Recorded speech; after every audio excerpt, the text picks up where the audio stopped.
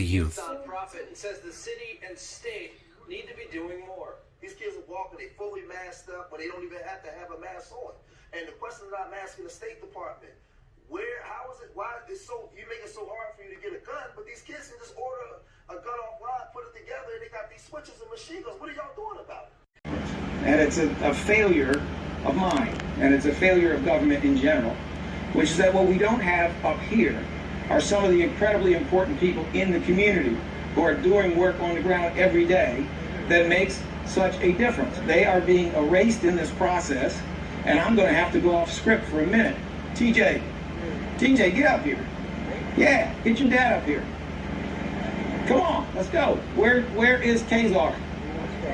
Come on, Kazar. Come on up. All right, well, I'm not going to give you guys microphone, but I want to give you credit. Come on up here. No, not at this time. Hold on, sir. So, listen, I want to make sure that you understand that some of the people up here do incredibly important work every day. They do it for free. They do it in a way that government cannot do it. Kazar is irreplaceable. This young man and his pop are wearing the name of a 501c3 they operate. Urban nerds, not urban shooters. Feel free to interview them after we are done today. Feel free to hear what they have to say. And what they have to say is that it's all about young people being smart and making smart choices, and those smart choices steer them away from gun violence. Where you at, Hassan? Where you at? We out here doing work, man. Where's your work? Where's your community activist work? You like to talk about my son and Tamika Mowry and all these people, right? But you ain't got no work. And then your comeback is, well, I'm raising my kids so they don't hurt your kids. That's something else that you stole. That's another thing you stole. I used to do videos with my son and all that kind of stuff, and then here you come. Regurgitate the same stuff. We had shirts, urban nerds, not urban shooters. Yeah, that's what we was doing. You steal stuff, Hassan. Where's your work? What are you doing? You can't go out in the streets because you ain't got the love of the people.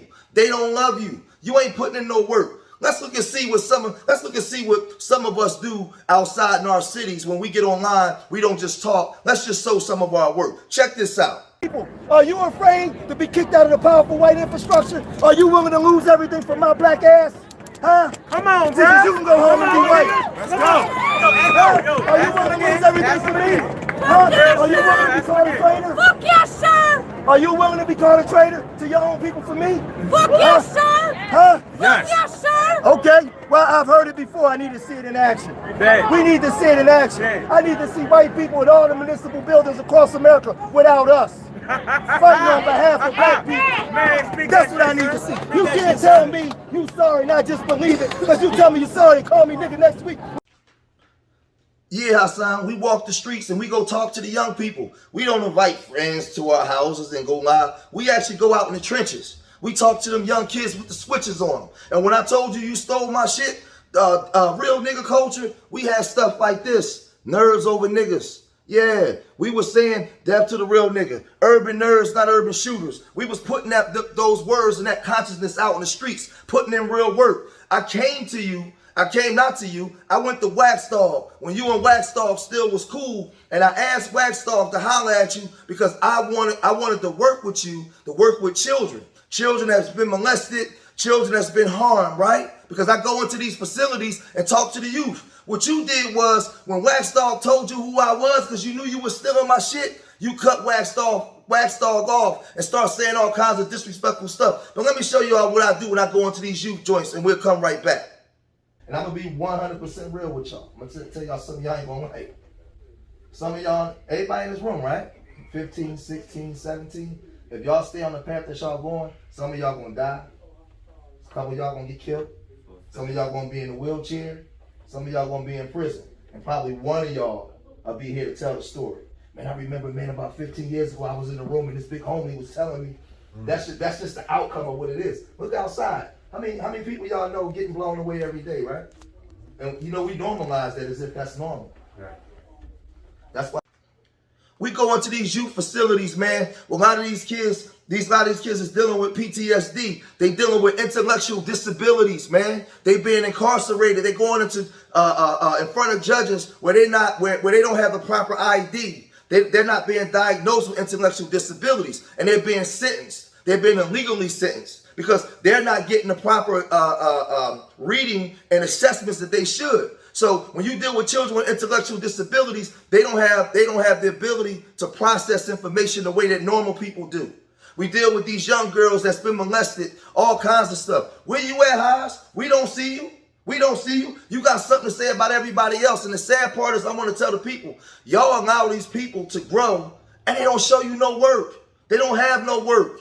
They're not doing nothing. They don't have organizations that maybe can grow from one city to another city to help you, to help black people. But let's look at some more work and we'll come right back again. The youth how to move politically. So now that we got the attention of the youth and the youth is beginning to take a stand for somebody that they like, we have to come out now and teach the youth how to move politically. We have to teach them how to go into these polls and take over city government now. So it's incumbent upon us to get these young college kids, these young upstart college kids, all these young people, and teach them how to go in and take over these local governments. Go down into city council over here in City Hall. Yeah, we do work with the mayor's office of the 6th biggest city in America, Philadelphia, right? I rub shoulders with the mayor. We rub shoulders with the district attorney, Larry Krasner. Larry Krasner know who we are and what we're doing. We're not sitting up there kissing the white man's ass. We go down there with them to extract resources to bring it back to our community, to give it to our people. That's what we do, because we about being about it. We sick and tired of being sick and tired. Where you at, Hassan? What you doing? What you doing? Show your works. Show your works. Stop talking about people that's outside on the ground doing work and stealing our content, stealing our stuff, man. What you doing? We out there doing it. You know what? Let me show you some more stuff. Peace, Urban Nerds. I'm here with Larry Krasner. Larry loves the community, man. Larry loves the community. He's always here for the people. He's always here on the front line, man. So shout out to Larry Krasner, man. I love the Urban Nerds, too. That's right. Great to see you. We go out there with our team during the protest, not to talk to white folks, but to wake up black people in the middle of the protest, to tell black people that these people ain't your allies. They ain't your people. They your enemy. They don't walk with you. That's what we do. We go out there, man. We take risks. You ain't got no risk. You can't go outside to the people because the people don't love you, because your heart ain't right, man. Your spirit ain't right.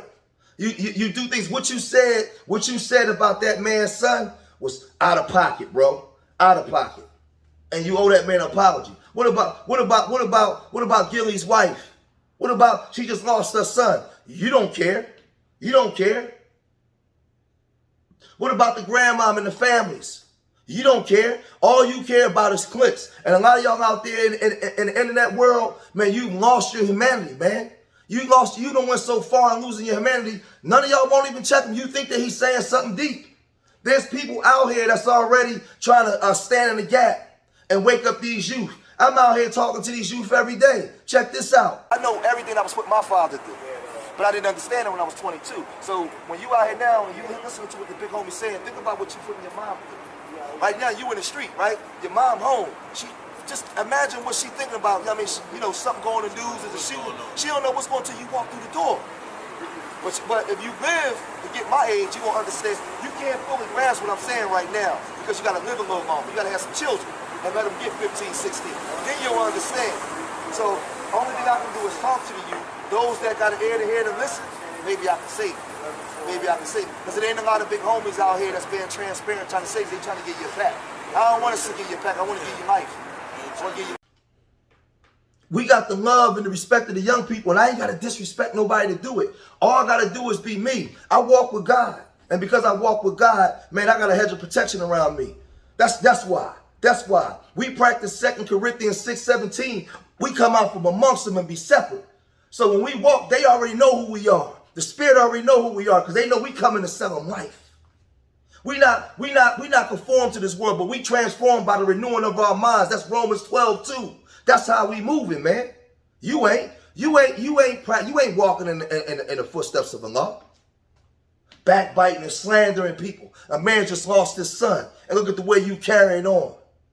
It's unbelievable, man. It's unbelievable. We ain't letting you get away with that this time.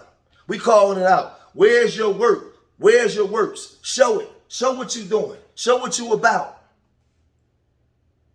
We looking around. We looking for Hassan. Anybody seen Hassan? Oh, he in the house raising his children.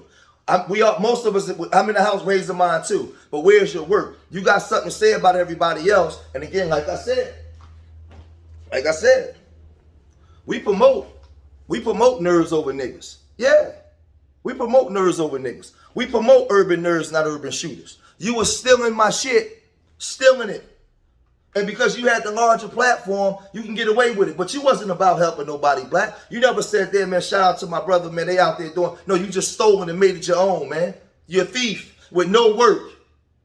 No work. We go into these youth prisons and we talking to these kids, man. We creating programs trying to save lives, man, for real. There's people out here doing real work. And the algorithm know that. So they make sure we'll never get 5,000 people in the room, but we can generate money to give back to our community. They know that. A person like you took the deal. You signed the contract. You went in there and did that. That's how you got that following. Because you ain't never did nothing. You ain't about nothing. You ain't mentally stable at all. At all. Where's your work? Where's your work? Black family and build black families and strong black communities. Everybody in this country is race first, but black people. Race first don't mean that you hate anybody. Race first just means you care about your people. That don't mean that you hate white people. There's nothing wrong with being pro-black. Ida B. Wells was pro-black. Mary Bethune-McLeod was pro-black. Paul Robeson was pro-black. Benjamin Hooks was pro-black. They all was pro-black. Do you understand our inventions? We invented cortisone. We invented the first gigahertz chip. It's a black man that owned the 3 patents to the 9 patents of IBM. We invented damn everything that moved the 21st century. From the traffic light to the damn transmissions in cars. That come from us. The fucking golf tee. Anything you can think of. The propellers in boats. Black people created that shit. The freezers, the frozen freezers that they drive around in trucks and take to your stores, that was created by a black man. Talk to him. We created this stuff, but they never told us our history, and we never got our just due for our inventions because we were still property. And so if you ain't fighting for proper representation of us and our economics, you ain't my ally. I know my history. And the reason why I tell you this is because of guys like me. I did the time before y'all was born. Y'all was born into this shit. Y'all emulating everything that I did. So all the stuff y'all talk about in the rap songs, that was my shit. You know what I'm saying? So if I can tell you about the coke shit and give you a package, I can give you life. I can give you something to save your life, man. In conclusion, stop letting these charlatans and these people lead y'all astray, man. We got to get to a place where people gonna have to start leading with their work, their accomplishments. What are you doing? Not their mouth. What are you accomplishing? They gonna have to start leading with their accomplishments. What are you doing to the point in your community where what you're doing is better than everybody else? Not just talking. Not just talking. The community need black men with their sleeves rolled up and their boots tied tight, hands on in the trenches. That's what we need. You, like I said, you got a black man that provide opportunities offline for so many people in the community. Gillie, let me tell y'all something, right? A lot of y'all say y'all don't like Gillie, right? But Gillie is a black man, right? That made it out of dire circumstances and made it up to a level. I'd be doing cartwheels in the street if I was able to make it like that. Y'all should be celebrating brothers that make it, man. It's hard for us out here. Wango sat in prison for 20 years and came out and made something with himself. And they made it from nothing. Everybody that make it ain't signing contracts in blood and all that kind of foolishness. If that's the case, then what are we supposed to do? Where are we supposed to go? What are we supposed to be doing then?